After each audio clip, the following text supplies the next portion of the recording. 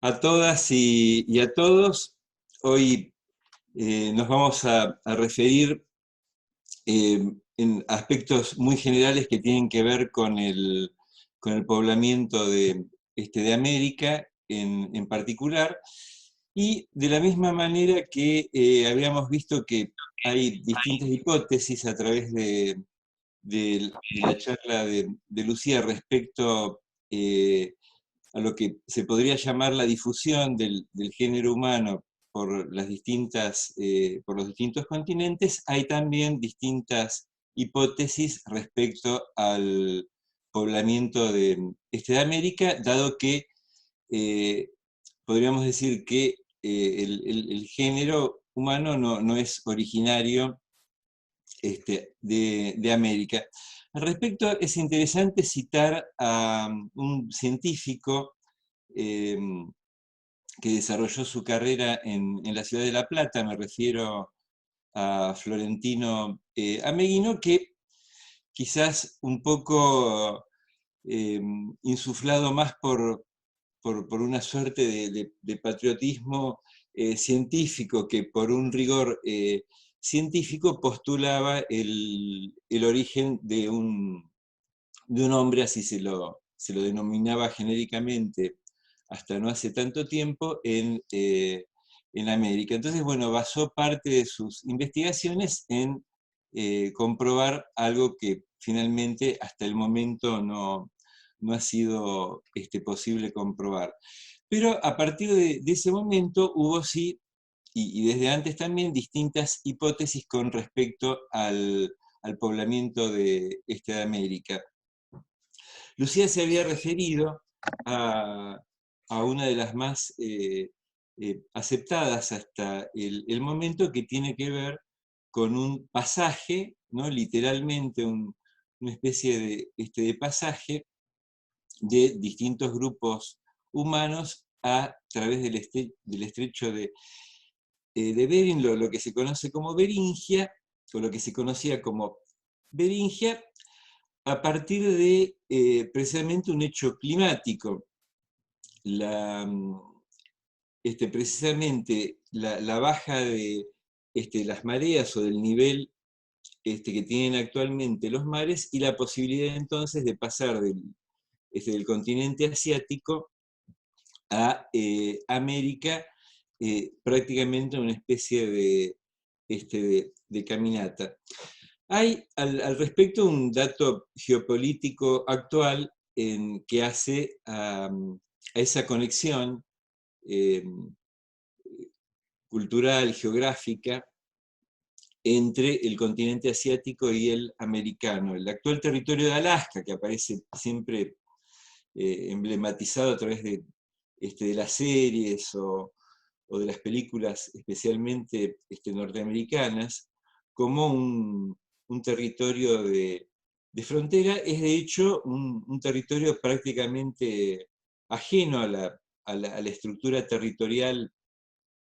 en, que ocupa actualmente Estados Unidos, porque precisamente fue una compra territorial que hizo Estados Unidos a lo que es hoy la Federación Rusa, cosa que precisamente los rusos siguen este, lamentando, ¿no? Haber tenido un pie en América. La cuestión que entonces, bueno, en un panorama más amplio, ese pasaje, esa especie de caminata se habría producido desde el norte de América, y ahí también apelando un poco a esta idea de recorrido o de caminata prácticamente milenaria, distintos grupos humanos se habrían ido distribuyendo por distintas partes del continente americano, donde las condiciones climáticas se presentaban como benévolas para el establecimiento de la vida humana. Entonces, habría grupos que continuaron, por decirlo así, esa caminata en el tiempo, poblando sucesivamente de norte a sur, como lo indica básicamente la flecha roja. La amarilla, quizás un poco la menor intensidad del color, marca también las menores posibilidades de tipo científico en términos de probar la hipótesis que plantearía un poblamiento prácticamente inverso desde el sur del continente americano, desde el actual territorio de Argentina y de Chile, a través de una zona donde también las condiciones climáticas podrían haber hecho que por fuera del círculo polar antártico haya habido una masa de hielo transitable que hubiera permitido, en condiciones también mucho más adversas que las del norte, una especie de recorrido eh, sobre esos hielos, una especie de recorrido, por llamarlo así, terrestre, desde Australia hasta el sur de América. Y la que está en el centro, ¿no? Ocupa un lugar central geométricamente, y hoy de alguna manera lo va a hacer también en esta charla, es la idea de una llegada a través del Océano Pacífico, de un poblamiento desde Polinesia hasta, hasta lo que podríamos llamar una zona central de América del Sur, o sea, la costa del Pacífico, más o menos a la altura de lo que es el actual territorio de Perú. Más allá vamos a ver, hay una cuota también de intuición y de voluntarismo en esta hipótesis. De alguna manera las corrientes marinas, en especial la corriente cálida de Humboldt, que surgiendo del Pacífico, de las islas del Pacífico Sur, baña, por decirlo así, las costas de Perú, habrían propiciado este tránsito desde estas islas que después van a tener un estatus de paradisíacas hasta las costas de nuestra América. Y en realidad lo que empieza a alimentar esa hipótesis es un punto intermedio, una isla que podríamos decir está en el medio del Pacífico, y que a pesar de su lejanía con la costa americana es parte del territorio insular de la hermana República de Chile. Me refiero entonces a la isla o a las islas de Pascua, donde en la aparición de, por decirlo así, curiosas y enigmáticas esculturas de tamaño, digamos, que la lleva a ver como algo monumental, presentan datos, elementos que hacen pensar en una relación entre lo que serían las culturas andinas y la población de islas como las Marquesas, la Tuamotu o el archipiélago Gambier, precisamente esos llamados gorros rojos que llevan los moais, que son estas figuras humanas, se llaman pucao, que significa rojo, de la misma manera que en el idioma quechua, puca significa también rojo o colorado. Voy a correr un poco la imagen de ustedes. En estos colores que se extienden desde lo que es el actual territorio de Ecuador por el de Perú, estarían marcando entonces esa primera población. Bueno, esto que se ha convertido a lo largo del tiempo no solo en una especie de enigma científico, sino también de atracción turística, deparó de alguna manera en los últimos años la sorpresa de tratarse de figuras de cuerpo entero, ya que hasta hace unos años solamente se identificaban las cabezas. Y acá entro en algo que es de alguna manera epocal y autorreferencial, que tiene que ver con la figura de Thor Heyerdahl, que podríamos decir es el último representante de, de un tipo de figura de la que habíamos hablado muy, muy por encima en la charla sobre el origen de la ciudad, que es la del arqueólogo o antropólogo de alguna manera aficionado. Tengamos en cuenta que también la arqueología, particularmente la arqueología dentro de lo que es la antropología, ha adquirido un estatus científico, recién podríamos decir, en el siglo XX, a principios del siglo XX, y que hasta ese momento en realidad era una figura que no tenía un ámbito científico propio, sino que surgía básicamente a partir de personas ilustradas, de una amplia cultura y de un interés particular en las culturas extinguidas que habían dejado en general restos materiales, restos arqueológicos. En el caso de Thor Heyerdahl es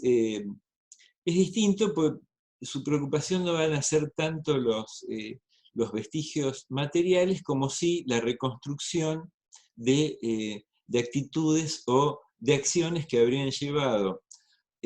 precisamente a grupos humanos a abandonar la zona de Polinesia y Micronesia y emprender realmente aventuras náuticas a través del Pacífico que los habrían traído a las costas de América. Entonces, a partir de investigaciones multifacéticas, obviamente no rodeadas de la propia idea de aventura contemporánea, porque en definitiva lo que vamos a ver es una aventura contemporánea, estamos hablando de todos modos de alrededor de mediados del siglo XX, que va a tratar, va a intentar reconstruir una aventura acaecida en un pasado más o menos remoto. Y por un lado estas son las imágenes que han servido una suerte de relevamiento de todo este proceso, donde a partir, bueno, de distintas referencias, se va a construir una balsa hipotéticamente igual a la que habían usado en los distintos grupos para hacer ese tránsito a través del Océano Pacífico. Lo que vemos es un monte de lo que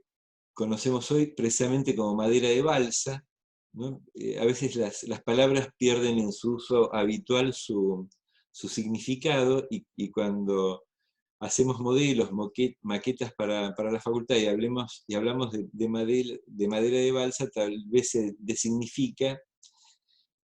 un poco la idea de que es una madera precisamente por sus características de liviandad, de densidad, propicia para hacer una balsa con gran flotabilidad y maniobrabilidad, dado precisamente lo liviano. Todas estas imágenes van remitiendo entonces a la construcción de la balsa, y en la imagen abajo a la derecha finalmente vemos al heterogéneo grupo con aspecto obviamente más de aventureros que de científicos, que van a emprender este viaje. Obviamente acá se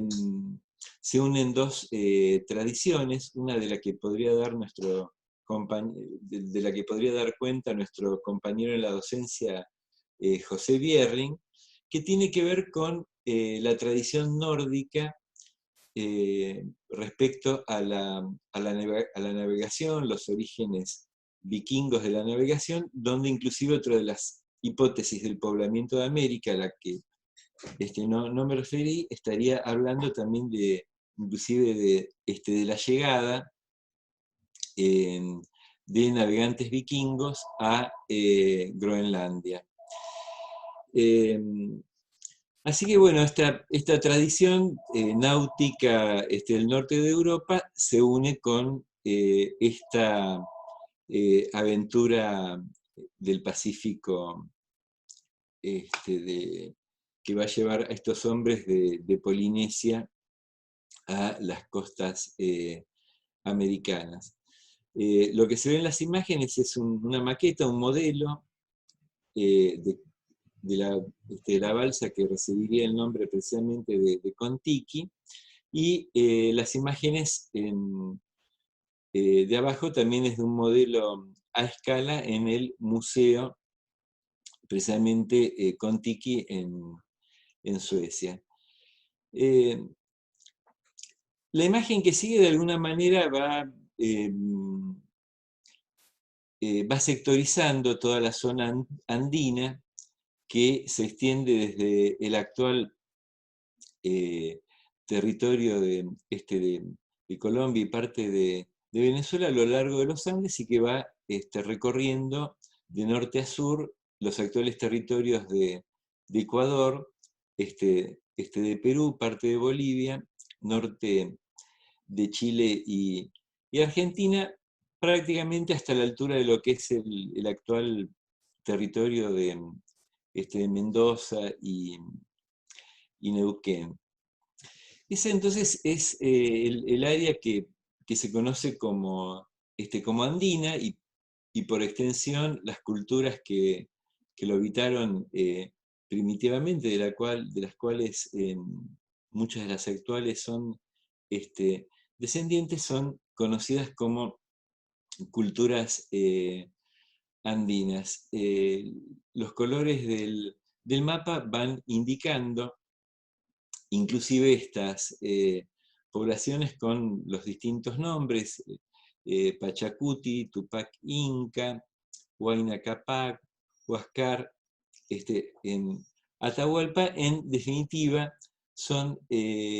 los nombres de los distintos líderes, liderazgos políticos que estas zonas han tenido, hasta una unificación territorial sobre la base de una hegemonía cultural, política y militar de la cultura inca. Precisamente esta idea que ustedes van a encontrar en la bibliografía usada habitualmente, que remite a la idea de imperio. Imperio es un término, podríamos decir, ajeno a estas culturas, pero que con una mirada eurocéntrica y basada en las antiguas culturas orientales y europeas, los historiadores han aplicado a las culturas americanas antiguas, inclusive trazando paralelos, ¿no?, que hablan de una cierta dependencia cultural, diciendo que de alguna manera, bueno,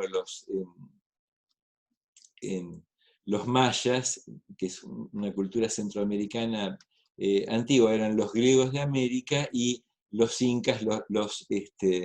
romanos de América. Vamos a tratar de dejar en el olvido, ¿no?,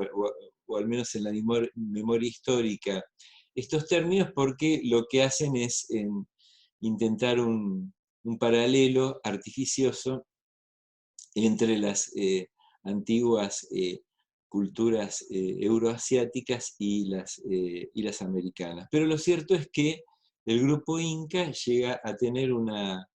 hegemonía territorial y política, que va a dar entonces una unidad a toda esta zona. De la diversidad de culturas que precisamente pueblan la zona andina, hablan también los distintos restos materiales que, bajo la denominación inca, entonces tienen una diversidad estética, constructiva, y también particularidades en lo que hace a su a su uso. El otro centro de población al que nos referíamos es la zona de América Central, donde el caso emblemático de poblamiento original quizás sea la ciudad y cultura de Teotihuacán en el actual territorio de México. Teotihuacán es un caso muy, muy particular y en el que tenemos que detenernos porque habíamos hablado de la ciudad como un fenómeno de difusión, o sea, un fenómeno que surge, como habíamos bien visto, en Oriente Medio o en el Extremo Oriente, en el valle del Río Amarillo, en el actual territorio de China, pero que a partir de esos focos va a tener también una difusión por el resto del territorio, al menos de Asia y de Europa. Ahora, el caso de Teotihuacán, precisamente lo que muestra hasta el momento es la autonomía de la idea de ciudad en el territorio americano. Entonces, si bien en el caso de las culturas de Andina, en el caso de las culturas andinas, hay hipótesis con respecto a la relación entre Asia y América que podría haber llevado a grupos humanos y a su cultura a desarrollarse con elementos en común. En el caso de Teotihuacán, no existen nexos que vayan más allá del propio territorio americano. Entonces vemos una ciudad con características muy particulares, tanto desde el punto de vista geométrico, compositivo, ritual y simbólico, pero que en definitiva no tiene nexos con ningún otro centro poblado. Por decirlo así, el descubrimiento de Teotihuacán es relativamente tardío. Las primeras referencias son de finales del siglo XIX, y esta especie de pasar inadvertido, uno al ver esta imagen con esas pirámides, el trazado de avenidas, la formalización, dice, bueno, ¿cómo esta ciudad que está a escasos 30 kilómetros del centro del Distrito Federal de México, uno de los puntos más álgidos de la conquista española, pudo haber pasado inadvertido? Pero bueno, si un poco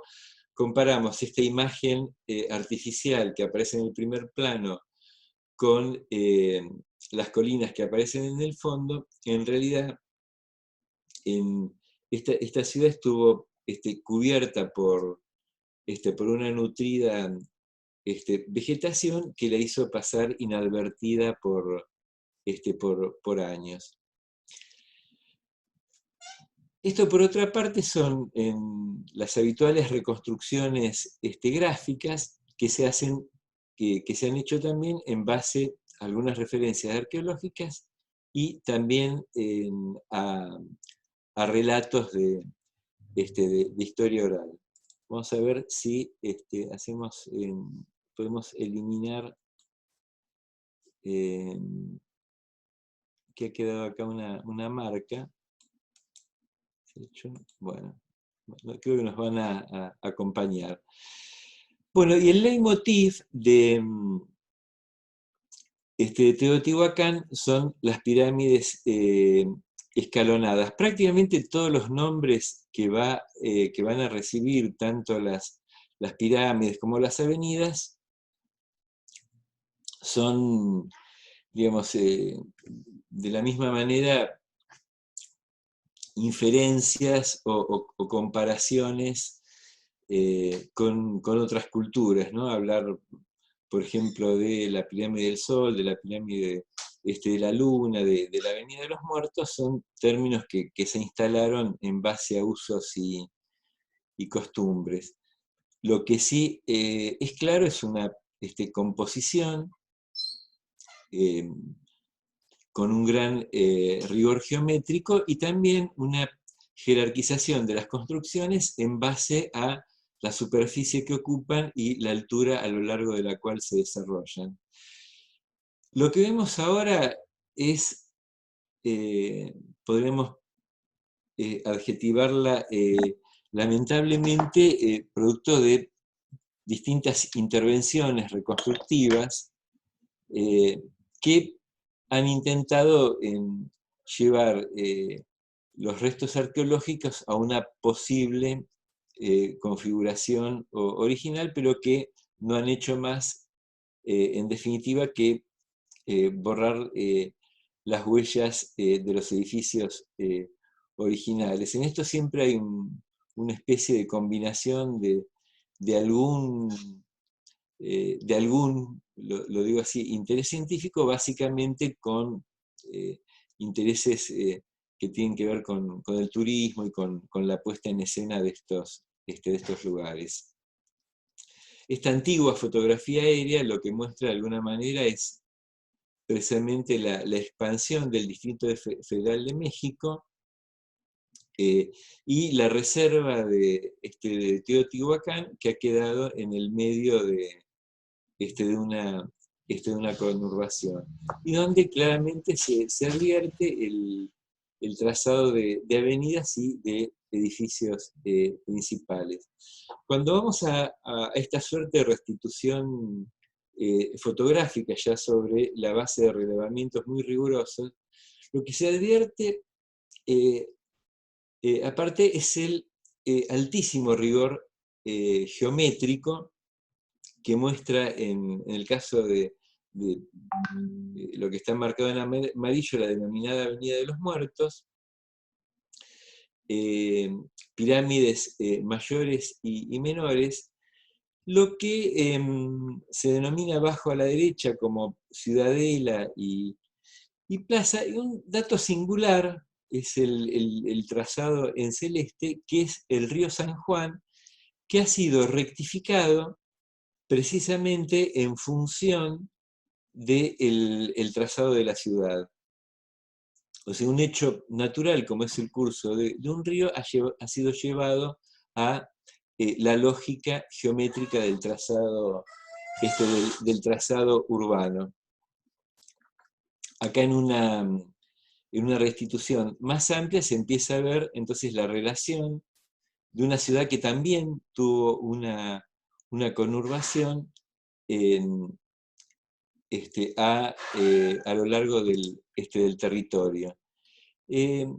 Lo curioso es que esta expansión, a diferencia de lo que estamos acostumbrados a ver en las ciudades antiguas, ya sea asiáticas como europeas,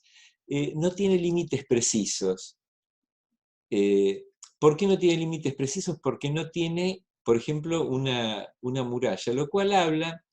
de una cultura que no estuvo amenazada, o por lo menos no tuvo que imponer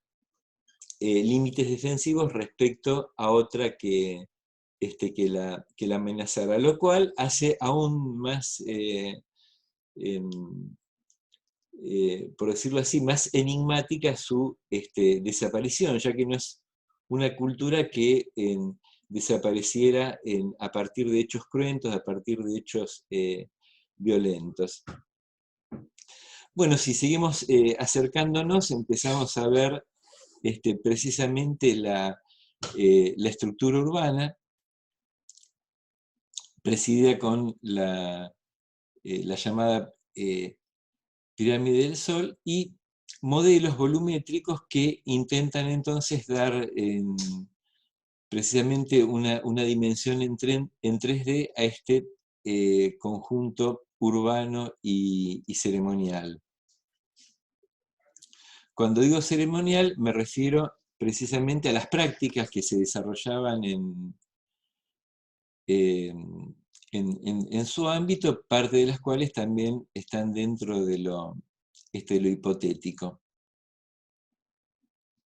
Bueno, distintas imágenes que remiten al estado actual.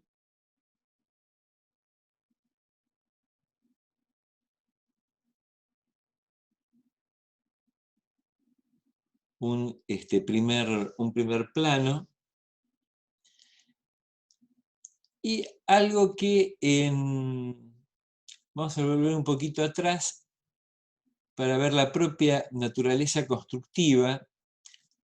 El porqué del escalonamiento, bueno, el escalonamiento es en definitiva producto de un sistema constructivo. En realidad lo que vemos son especies de taludes superpuestos, o sea, de elementos que son masas de tierra que van siendo contenidas por muros de piedra y que en definitiva se van superponiendo. Más allá de estos elementos técnicos, que es interesante repasarlos, hay algo que fue, a partir de los relevamientos rigurosos, un dato enigmático, que era la desviación respecto al eje norte-sur de la llamada Avenida de los Muertos. En este sentido era conocida esa desviación respecto al norte, que es de unos 15 grados y que se ve en la imagen de la izquierda, era atribuido, bueno, precisamente a una imprecisión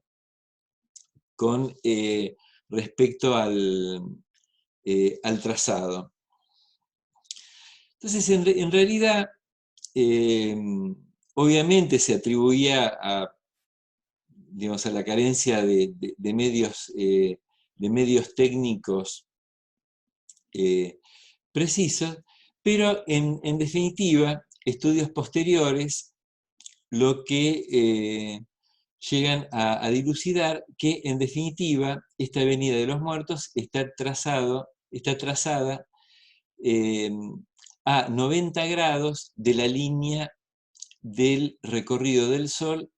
en la única fecha del año en que el Sol llega a su cénit. O sea que es el punto máximo que alcanza el Sol en relación a la superficie terrestre. De ese recorrido del Sol a 90 grados exactos es el trazado de la ciudad, lo cual la conecta no solo con, podríamos decir, con el territorio de nuestro planeta, sino con un sistema mayor. Esto valga como curiosidad, no a modo de correlato, que es una relación dimensional precisamente entre la pirámide de Giza en Egipto y precisamente la pirámide del Sol. Un dato, podríamos decir, curioso, que obviamente da lugar a sin número de especulaciones, pero que científicamente queda solamente en eso. Bueno, y esto que un poco muestra de alguna manera la prehistoria de los sistemas gráficos, donde son aplicados precisamente sistemas de renderización a las ruinas de Teotihuacán. Pero vayamos a algo aún más interesante, que es la propia estructura arquitectónica de los distintos edificios. O sea, dentro de esta cuadrícula, lo que está graficado es precisamente una composición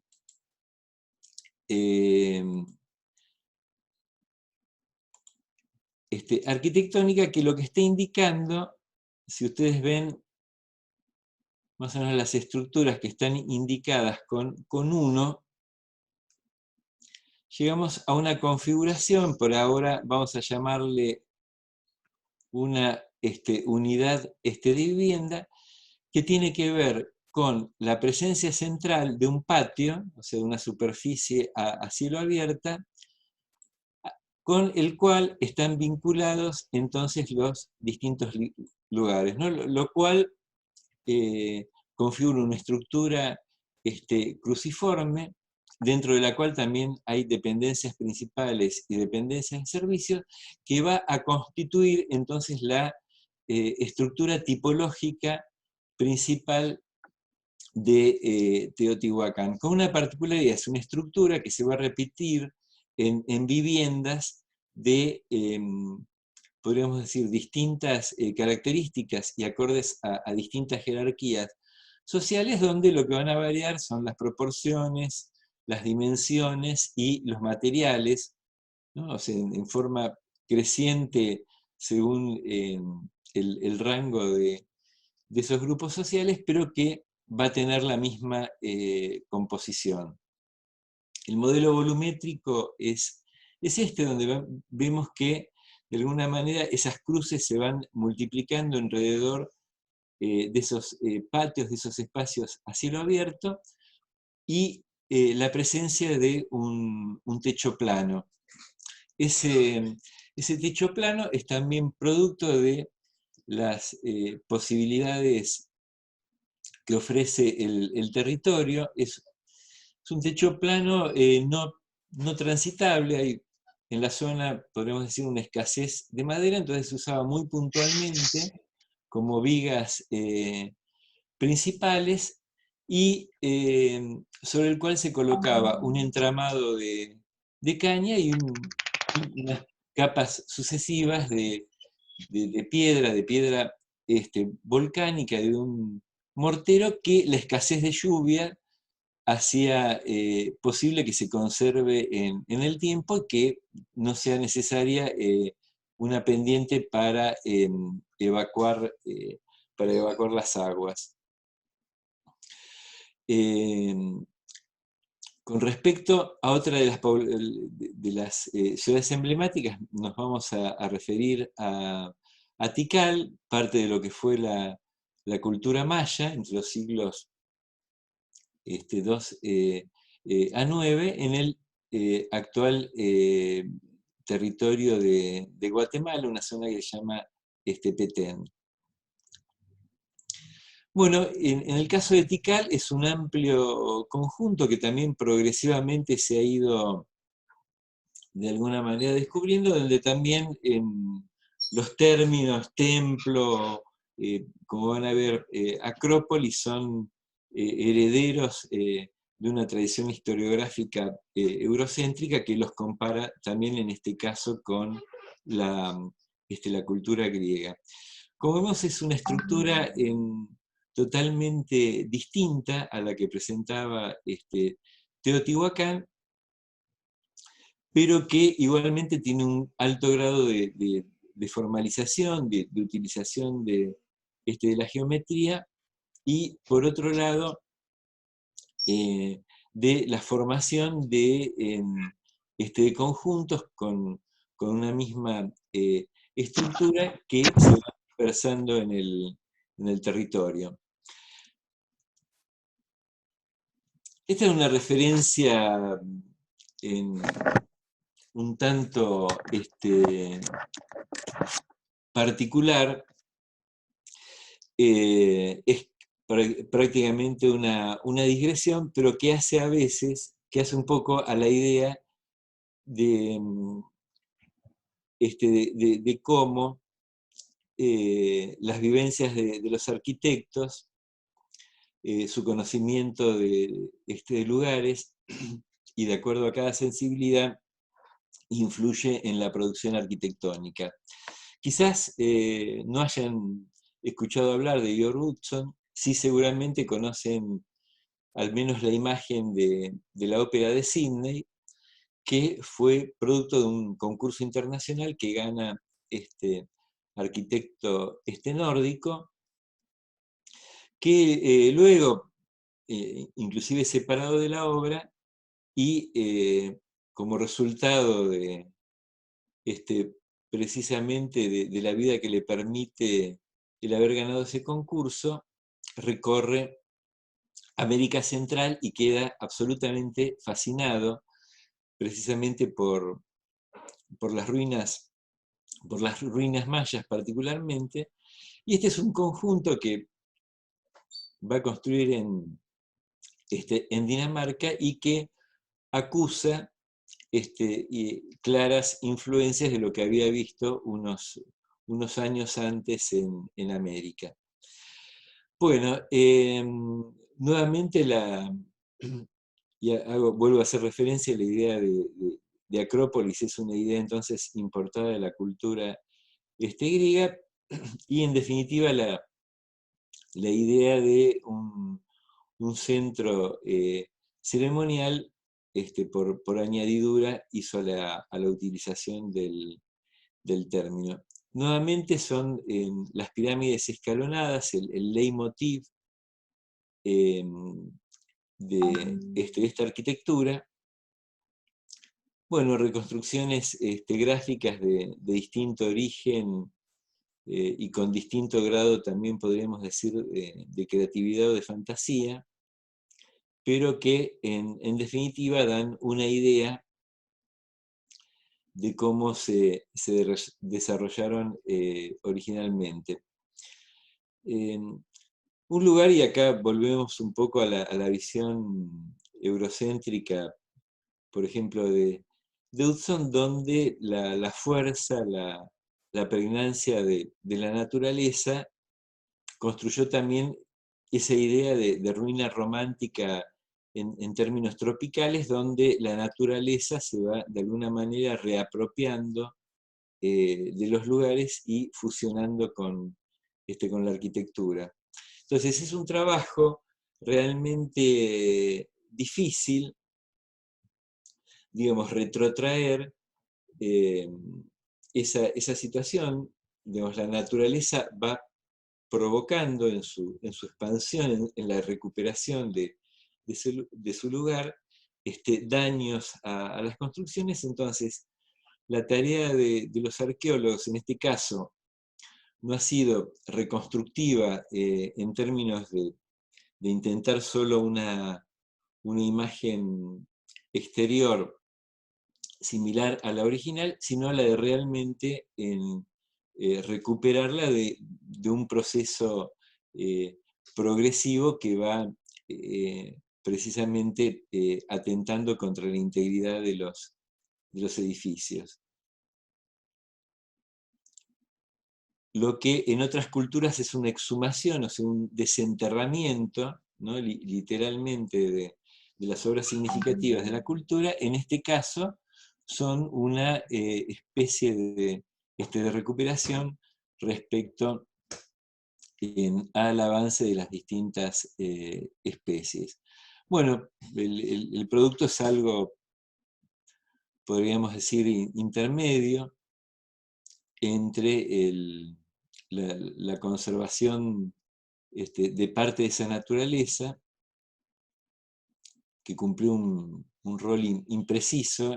originalmente, y el de la recuperación de los principales edificios.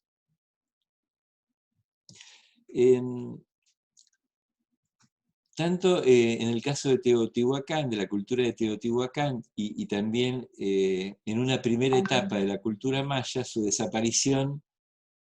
como cultura está todavía por revelarse, ya que no fue producto de la conquista española, ni si lo va a ser en el caso de los aztecas, ni de la conquista por parte de otro pueblo, sino que fue una extinción cuyas causas no se conocen. Hay distintas hipótesis. Una, no sé si les suena, ¿no? Puede tener que ver con una epidemia. Sé que en este momento suena un tanto trágico, pero es una referencia a la que en las clases de historia repetidamente hacemos referencias porque, bueno, la vida de las ciudades y las de las culturas no es eterna, y en este caso, precisamente, una de las hipótesis que se maneja tiene que ver con eso, y la otra tiene que ver con un tema también sumamente contemporáneo, que es la sustentabilidad del suelo, o sea, la posibilidad de que por falta de recursos,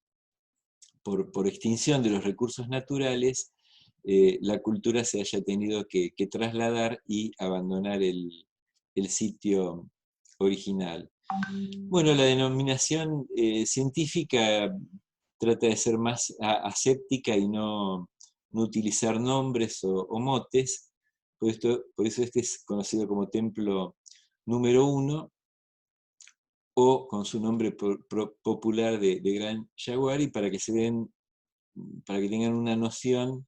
este punto está a casi 60 metros, son 56 metros de altura, del llamado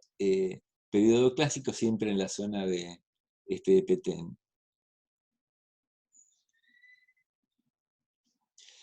Bueno, en el caso de la cultura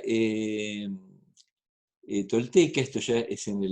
la zona mexicana de Yucatán. El Templo de los Guerreros, el también llamado Templo de los Guerreros, tiene algunas particularidades que nos van conectando con elementos más conocidos precisamente a través de la arquitectura euroasiática, o podemos decir africana en el caso de Egipto. Egipto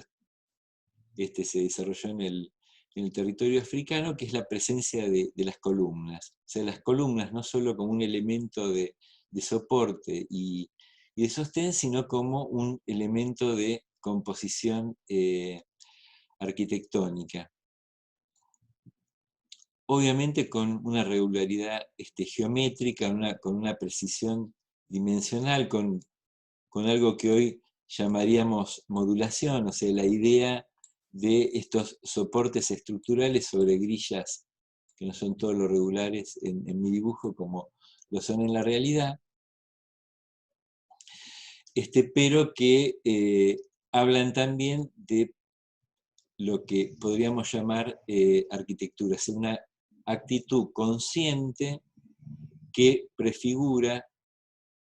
en edificios sobre la base de funciones específicas y a partir de recursos técnicos disponibles y manipulados por los grupos sociales. Por último, vamos a ver una de las culturas ya de la zona andina, conocida como Tambo Colorado, en la zona de Pisco, Perú, y que muestra también similares características en cuanto a complejidad, o sea, respuestas, por un lado, programáticas a distintas funciones que tienen que ver con lo ceremonial, pero también con lo cotidiano, con la vida doméstica, con el almacenamiento, y por otro lado, un rigor geométrico y una impronta constructiva muy clara. La ubicación, bueno, de Tambo Colorado, al sur de Lima, en el plano, y por otro lado también esta adecuación a los medios disponibles, en este caso arquitecturas de tierra, de las mejores conservadas, y de elementos como esta ventana de forma trapezoidal, que es una suerte de impronta de toda la arquitectura andina, que podría ser vista simplemente como una impronta estética, pero vamos a ver también, cuando veamos más particularmente esta arquitectura, que tiene también una lógica estructural acorde precisamente a la idea de enfrentar los movimientos sísmicos, los movimientos telúricos o de tierra propios de la región. Bueno, la clara imposición de una geometría frente a la diversidad topográfica como una especie de clara voluntad humana de marcar un lugar, de establecer una impronta y nuevamente una estructura. Vamos a tratar de señalarla acá sobre unos vestigios que han quedado.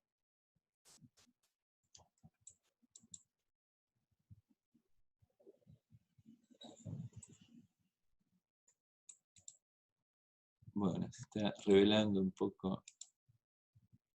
el puntero. Bueno, quedó inhabilitado por alguna razón digital, pero donde se ve también un espacio a cielo abierto y una serie de dependencias que lo rodean. Bueno, precisamente esta forma es lo que ha permitido que estas aberturas hayan sido conservadas. Fíjense lo que da nombre precisamente a la denominación como tambo colorado, que es la pigmentación de las paredes que se ha conservado en el tiempo. Y también en el conjunto de Raqui, en el actual territorio de Perú, ya también una instalación más compleja,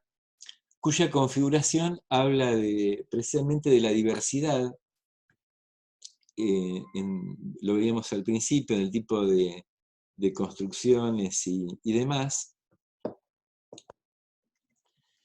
Y lo que se ve abajo, a la izquierda, es la pared central, algo totalmente atípico dentro de la arquitectura, que es que una estructura tenga una pared central de soporte, y que lo que después vamos a ver como alas laterales precisamente quedan divididas, por decirlo así, por ese gran muro interior.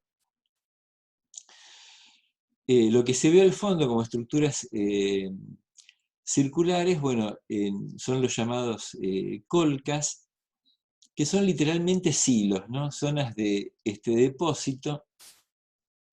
Entonces, por un lado hay un rigor geométrico, pero por otro lado también una caracterización funcional muy clara en cuanto hace a la caracterización de los lugares de culto, ¿no? El conocido como Templo de Viracocha, al que nos recibíamos recién, estructuras residenciales intermedias y la zona de colcas o de depósito. Bueno, esta es la demarcación del llamado complejo arqueológico, un dominio total de una geometría que se impone al territorio,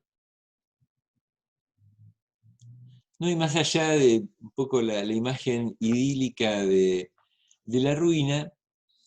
y con ese fondo andino, lo que muestra también es la necesidad de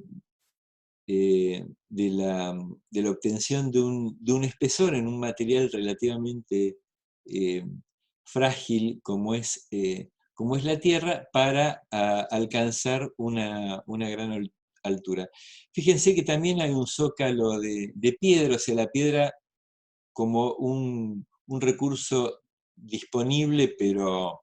obviamente más difícil de obtener y de trabajar, entonces se lo destina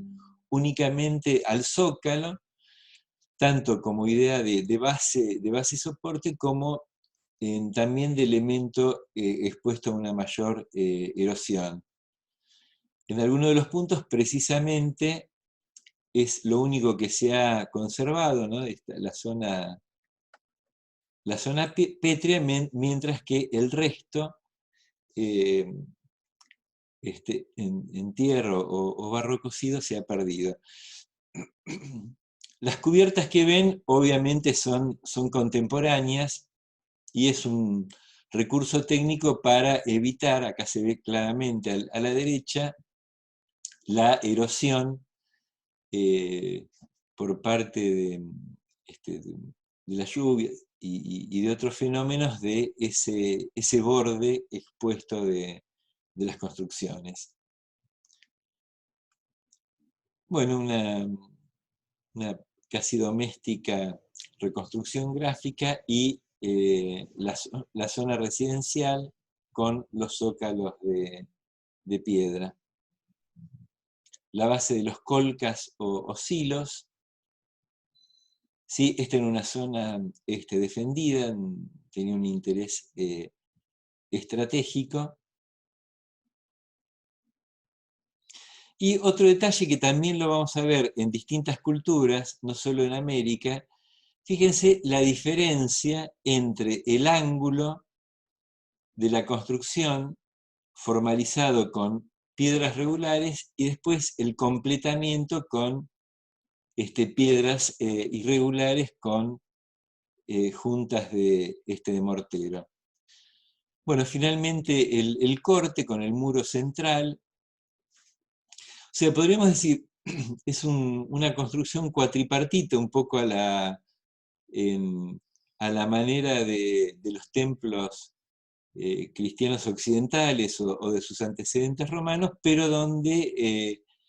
el muro central es un elemento de soporte y a su vez de división espacial.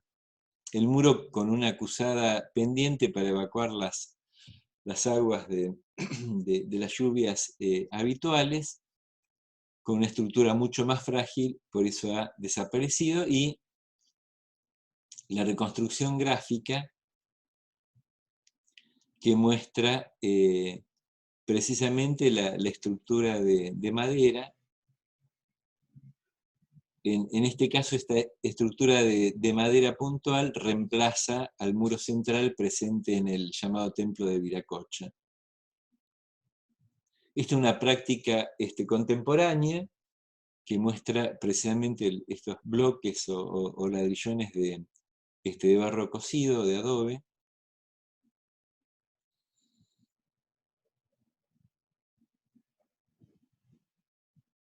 Y acá sí vemos la típica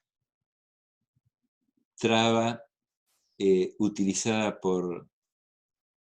los incas, que van ajustando cada piedra, cada dovela al espacio que van dejando vacantes el resto,